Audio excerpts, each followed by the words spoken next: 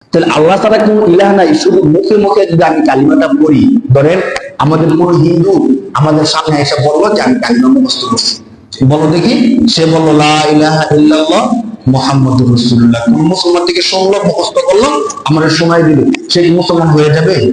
সে মূর্তি পূজা করে এখন, হ্যাঁ এখন মূর্তি পূজা করে, আবার নামাজও পড়ে, মুসলমানদের সাথে চলে, মুসলমানদের ঘরে খায়, সবকিছু করে, আবার কালিমাও আমার মুখস্থ শোনাই দিছে, তাহলে কি আমরা তাকে মুসলমান বলতে পারি?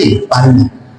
যতক্ষণ পর্যন্ত কালিমার মর্ম কি, লা ইলাহা, আল্লাহ ছাড়া কোনো কি নাই, ইলাহ নাই, তাহলে তোমার মূর্তি তোমার সামনে থাকতে পারে না। এই বিশ্বাস, কালিমা শুধু মুখে পড়ার নাম না, কালিমা জবানে যেমন প্রকাশ করবে, উচ্চারণ করবে, দিল দিয়ে বিশ্বাস করবে, কাজ দ্বারা প্রমাণ করবে। এই তিনটা জিনিসের নাম হলো ইমান। কয়টা জিনিসের নাম ইমান? তিনটা।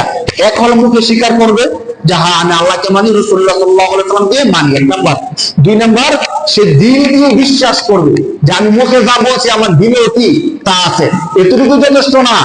তিন নাম্বার, সে তার কাজের দ্বারা প্রমাণ করতে হবে যে আমি আল্লাহকে মানি, আমার দেব দেবী যত কিছু আছে সবকিছু অস্বীকার